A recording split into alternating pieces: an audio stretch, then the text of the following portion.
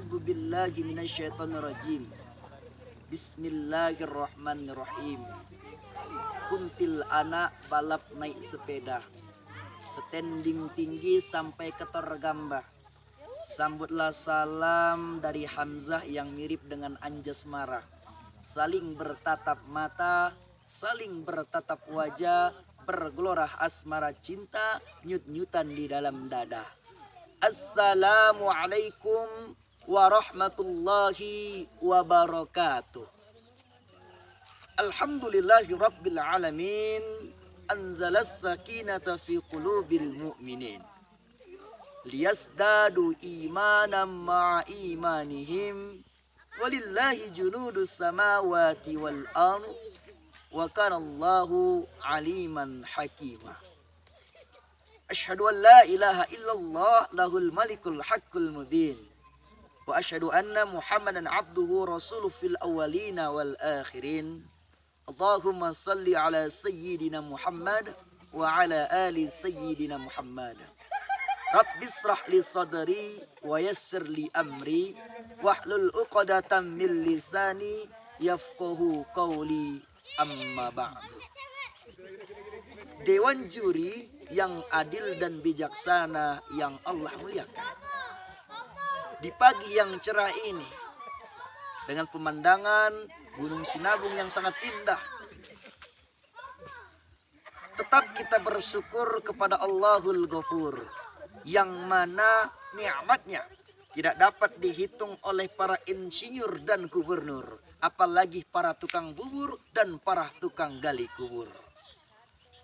Salawat bertangkaikan salam kepada junjungan alam, Habib tertinggi anti korupsi, baginda termulia anti durhaka, yang tak pernah menggunakan kalkulator karena otak tak kotor, yang tak pernah menaiki ninja warrior melainkan unta yang berekor. Siapa lagi kalau bukan Habibana wa Nabiyana wa Maulana Muhammadin sallallahu alaihi wasallam, yang mana Rasulullah sallallahu alaihi wasallam yang telah menancapkan Islam di permukaan bumi ini, yang telah merubah suatu bangsa yang biadab menjadi bangsa yang beradab, merubah suatu umat yang tenggelam dalam kemusyrikan menjadi umat yang bertauhid, yang telah merubah dari zaman Abu Bakar As-Siddiq hingga zamannya orang-orang yang cerdik, yang telah merubah dari zamannya Umar bin Khattab hingga zamannya Nuruddin Entok, yang telah merubah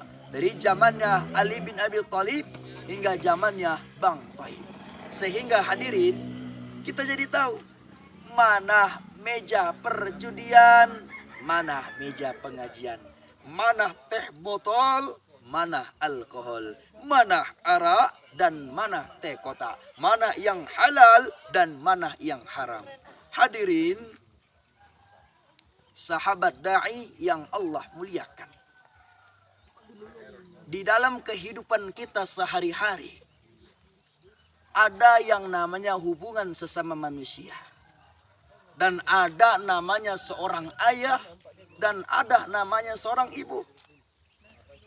Ketika suami dan istri bersatu, maka muncullah seorang anak.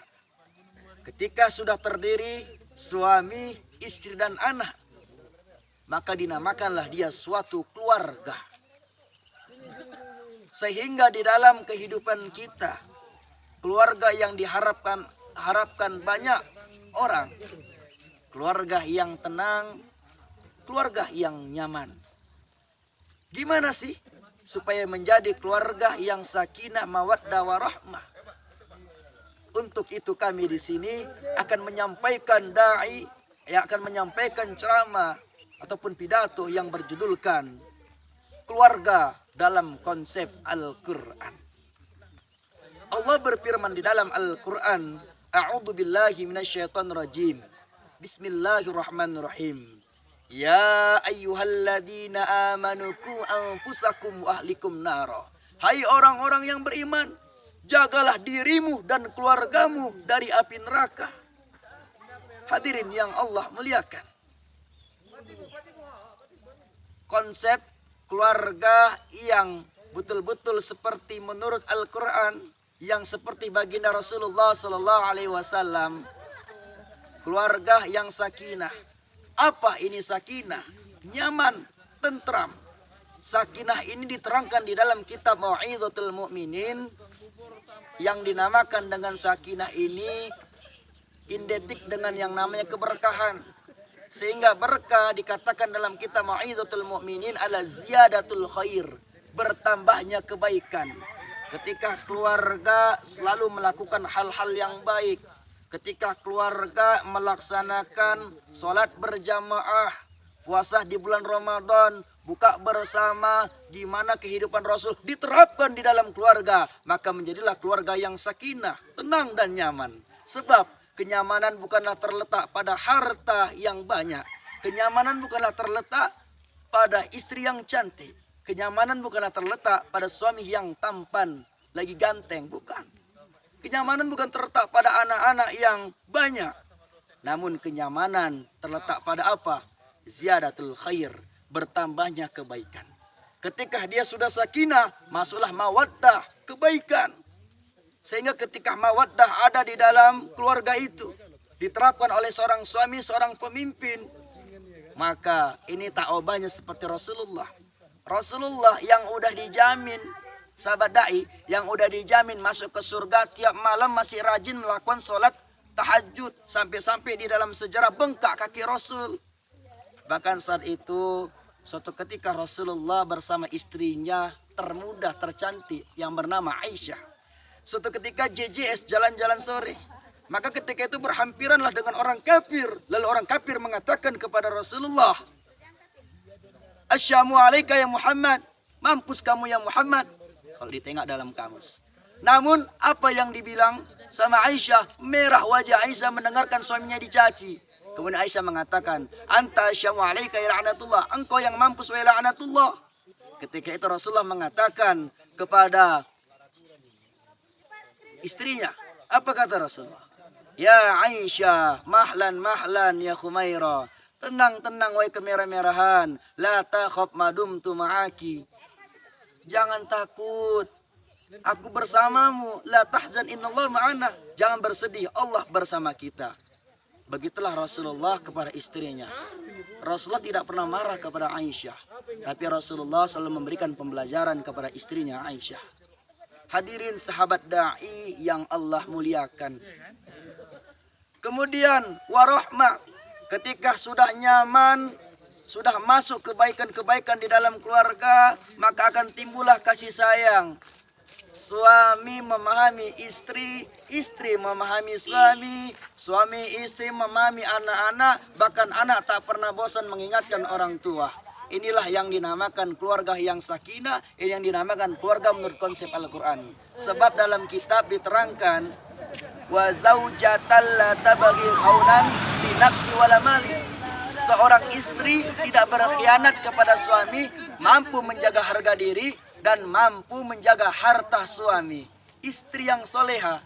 Sehingga Rasulullah bilang, ad-dunya mata'un, dunia perhiasan, khairul mata'in, sebagus-bagus perhiasan, al-mar'atu salihah, adalah wanita yang salihah. Di dalam kitab Ihya Ulumuddin diterangkan bahwasanya istri yang salihah kal ghurab, seperti burung gagak berwarna putih, langka. Hadirin jamaah yang Allah muliakan. Anak yang salih, anak yang salih, anak yang selalu mengingatkan orang tua. Anak yang salih, anak yang selalu berbakti kepada kedua orang tua. Ketika anak berbakti kepada orang tua sayang kepada anak. Di mana konsep sayang kepada anak? Orang tua menempatkan kepada anak-anaknya di lingkungan-lingkungan agama. Sebab anak yang salih, anak yang salihah itu sebagai aset ke depannya. Aset gimana? Aset untuk orang tuanya. Hadirin jamaah yang Allah muliakan. Bahkan Rasulullah mempunyai seorang anak bernama Fatimah. Ketika Rasulullah yugorgir, malam yugorgir. Ketika napasnya berbolak-balik di tenggorokan. Ketika napasnya berbolak-balik di tenggorokan. Lalu apa yang dikatakan Rasulullah kepada Fatimah? Ya Fatimah, ini aula, sesungguhnya kamu bi ahlil hukum fil jannah, yang pertama kali akan jumpa kepadaku di dalam surga. Saat itu Fatimah meneteskan air mata ketika Rasulullah SAW mau meninggal dunia. Hadirin sahabat dai yang Allah muliakan. Sebagai kesimpulannya, mari kita jadikan keluarga kita keluarga seperti keluarga Rasulullah.